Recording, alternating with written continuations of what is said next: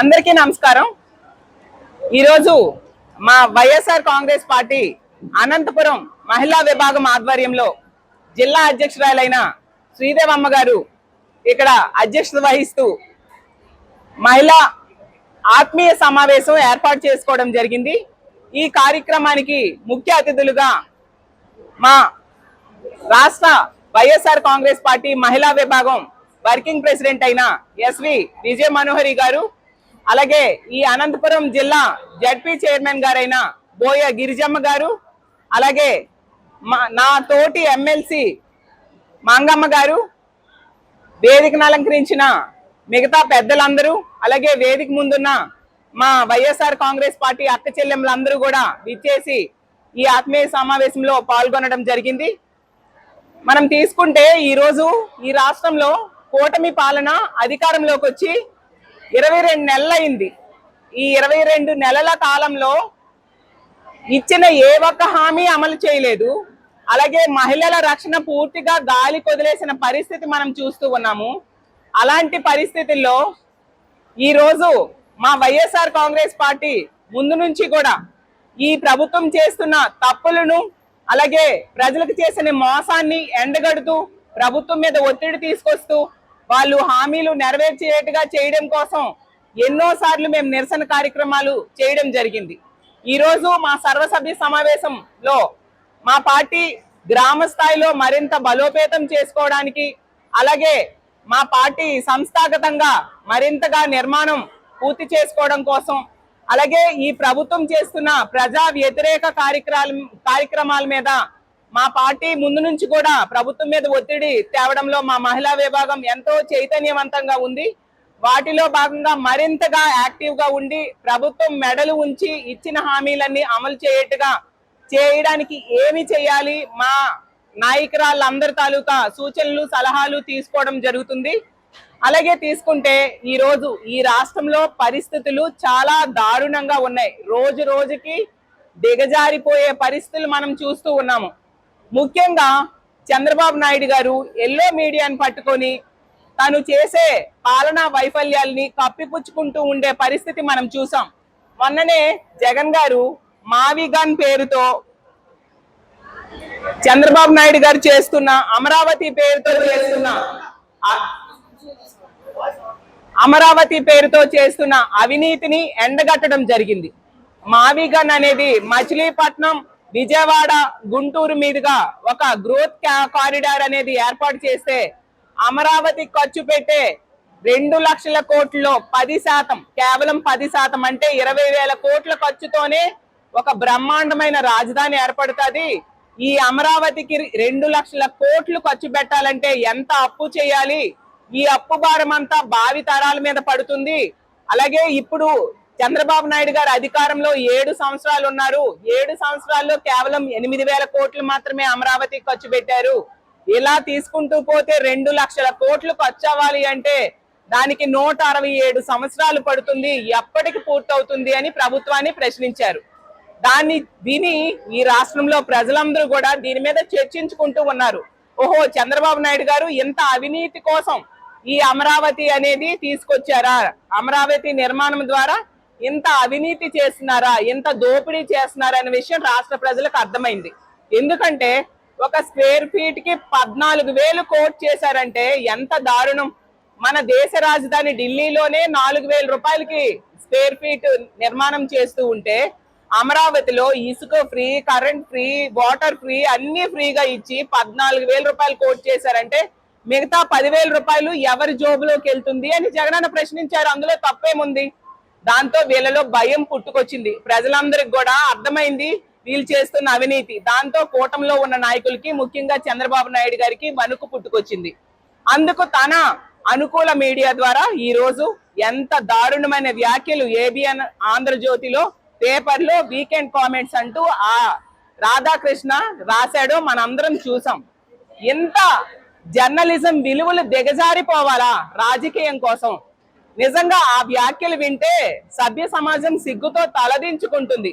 అంటే తనకి కొమ్ము కాసే ఒక నాయకుడిని రక్షించడం కోసం ఎదుటి పార్టీ కోసం అంత దారుణమైన వ్యాఖ్యలు చేయడం ఎంతవరకు సమంజసం ఏబిఎన్ రాధాకృష్ణ అని నేను అడుగుతూ ఉన్నాను.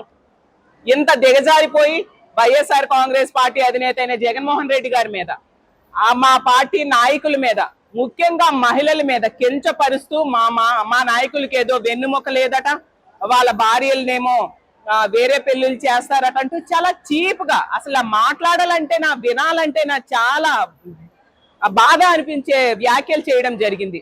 అందుకే ఈ రాష్ట్రంలో ఉన్న మహిళలందరం కూడా ఏకతాటిలో డిమాండ్ చేస్తూ ఉన్నాం, ఈ వ్యాఖ్యలు వెనక్కి తీసుకోవాలి. ఏబిఎన్ రాధాకృష్ణకి వెంటనే అరెస్ట్ చేయాలి. అతనికి క్షమాపణలు చెప్పాల్సిన బాధ్యత ఉంది. చంద్రబాబు నాయుడు గారు మహిళల మీద ఎవరైనా చేయి వేస్తే అదే చివరి రోజు అంటూ డైలాగ్స్ చెప్తారు కదా. ఎంతమంది మహిళల మీద ఇంత దారుణంగా వాళ్ళ వ్యక్తిత్వ హననం చేస్తూ మాట్లాడితే అతన్ని జాకీలెత్తి లేపే ఏబిఎన్ రాధాకృష్ణ మాట్లాడితే ఎందుకు ఖండించలేదు చంద్రబాబు నాయుడు గారని నేను అడుగుతూ ఉన్నాను. ఈ రోజు ఆంధ్రజ్యోతి అనేది చంద్రజ్యోతిగా మారిపోయింది. ఏబిఎన్ ఆంధ్రజ్యోతి అనేది సిబిఎన్ చంద్రజ్యోతిగా ఈ రోజు మారిపోయిన పరిస్థితి మనం చూస్తూ ఉన్నాం. ఎంత దారుణంగా దిగజారిపోవాలా జర్నలిజం విలువలు. చంద్రబాబు నాయుడు గారు ఇచ్చే డబ్బుల కోసం ఈ విధంగా ఏబిఎన్ రాధాకృష్ణ దిగజారిపోవడం నిజంగా చాలా అసహ్యం వేస్తూ ఉంది. అసలు మా పార్టీ ఏమైనా నిర్ణయాలు తీసుకుంటే అవి మా ఇష్టం, ప్రశ్నించడానికి మీరెవరు అని నేను అడుగుతూ ఉన్నాను. ప్రజలు దాని మీద చర్చ జరుగుతుంది. మావిగన్లో ఉన్న గ్రోత్ కారిడార్ తాలూకా ఉపయోగాలను కూడా ప్రజలందరూ కూడా అర్థం చేసుకుంటూ ఉండే పరిస్థితి ఈరోజు చూస్తూ ఉన్నాము. అలాగే తీసుకుంటే చంద్రబాబు నాయుడు గారికి 30 ఏళ్ళుగా బానిసత్వం చేస్తూ ఊడికం చేస్తుంది ఈ ఏబిఎన్ రాధాకృష్ణ అనే వ్యక్తి. 30 ఏళ్ళుగా అతన్ని జాకీలెత్తి లేపుతూ ఉండే వ్యక్తి ఏబిఎన్ రాధాకృష్ణ అనే వ్యక్తి. ఆ రోజు ఎన్టీ రామారావు గారిని వెన్నుపోటు పొడిచి దించేసినప్పుడు కూడా సూట్ కేసులు మోసింది ఇదే ఏబిఎన్ రాధాకృష్ణ అనే వ్యక్తి. అలాగే ఈ ఏబిఎన్ కి విశాఖపట్నంలో ఎకరాల భూమిని చంద్రబాబు నాయుడు గారు దోచిపెట్టారు. అలాగే విజయవాడలో తీసుకుంటే ఇతనికి చెందిన పవర్ ప్లాంట్ కి అడ్డు రాకుండా ఆ రోజు వరదలు వస్తే దారి మళ్లించడంతో విజయవాడ సిటీయే మునిగిపోయిన పరిస్థితి వచ్చింది. అలాంటి పరిస్థితిలో మళ్ళీ ఆ పవర్ ప్లాంట్ కి అనుమతులు కొనసాగించారు ఇదే చంద్రబాబు నాయుడు గారు.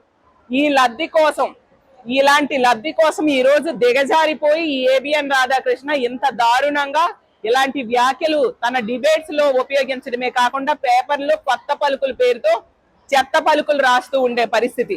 నిజంగా మీకు దమ్ము ధైర్యం ఉంటే మా వైఎస్ఆర్ కాంగ్రెస్ పార్టీ నాయకుల దగ్గర, కార్యకర్తల దగ్గర, మహిళల దగ్గర ఈ వ్యాఖ్యలు మాట్లాడండి. వాళ్ళే చెప్పుకో మీకు ఈ రోజు కొడతారు. ఇంత దారుణమా?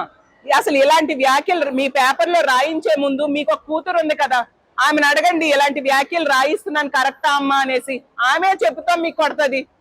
అంటే మీరు విలువలు మర్చిపోయి దిగజారిపోయే రాజకీయం కోసం ఇంత దారుణంగా రాయడం ఎంతవరకు సమంజసం? మా జగనన్న అడిగిన దానికి మీకు ధైర్యం ఉంటే, మీకు న్యాయం ఉంటే సమాధానం చెప్పండి. అంతే తప్ప ఇంత దిగజారిపోవాలా? దీని మీద ఖచ్చితంగా మహిళా కమిషన్ కూడా యాక్షన్ తీసుకోవాలి. అతన్ని అరెస్ట్ చేయాల్సిన బాధ్యత ఉంది. మా వైఎస్ఆర్ కాంగ్రెస్ పార్టీ అతనికి అరెస్ట్ చేసేంత వరకు, అతను క్షమాపణ చెప్పేంత వరకు కూడా మా నిరసన తెలియజేస్తూ ఉంటామని తెలియజేస్తూ ఉన్నాను. అలాగే ఈ రోజు తీసుకుంటే చంద్రబాబు నాయుడు గారు సూపర్ 6, సూపర్ 7 అంటూ ఎన్నో హామీలు ఇచ్చి ఏ ఒక్కటి నెరవేర్చలేదు. అలాగే తీసుకుంటే ప్రజల రక్షణ, ముఖ్యంగా మహిళల రక్షణ గాలి కొదిలేశారు. ఆ రోజు జగనన్న దిశ వ్యవస్థను తీసుకొచ్చి మహిళల రక్షణకు పెద్దపీట వేస్తే ఈ రోజు దిశ వ్యవస్థ అనేదే పని చేయకుండా చేసిన పరిస్థితి మనం చూస్తూ ఉన్నాము.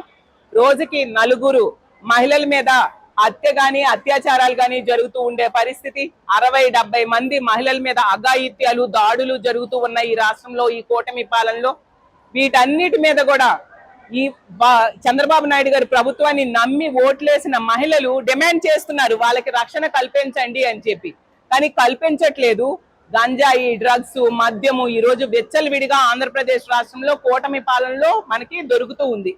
డ్రగ్స్ పార్టీ తాలూకా తెలుగుదేశం పార్టీ ఎంపీఏ సాక్షాత్తు డ్రగ్స్ తీసుకుంటూ దొరికిపోయాడంటే అతన్ని మీద ఏం చర్యలు తీసుకున్నారు అని నేను అడుగుతూ ఉన్నాను. అలాగే ఈ మహిళల మీద అఘాయిత్యాల్లో ఎక్కువగా కూటమి ఎమ్మెల్యేలే పాలు పంచుకుంటూ ఉండే పరిస్థితి మనం చూసాం. మొన్నే అరవ శ్రీధర్ అనే వ్యక్తి వలన బాధించబడిన ఒక మహిళ ప్రెస్ ముందుకు వచ్చి కంప్లైంట్ ఇచ్చినా అతని మీద ఎటువంటి యాక్షన్ తీసుకొని పరిస్థితి మనం చూసాము. అలాగే ఆదిమూలం వల్ల అన్యాయానికి గురైన, లైంగిక వేధింపులకు గురైన మహిళ హైదరాబాద్ వెళ్ళి ప్రెస్ మీట్ పెట్టింది ఇక్కడ రక్షణ లేదని. అలాగే ప్రతి సంఘటనలో కూడా తెలుగుదేశం అలాగే కూటమి తాలూకా నాయకులు మనకి కనిపిస్తూ ఉన్నారు.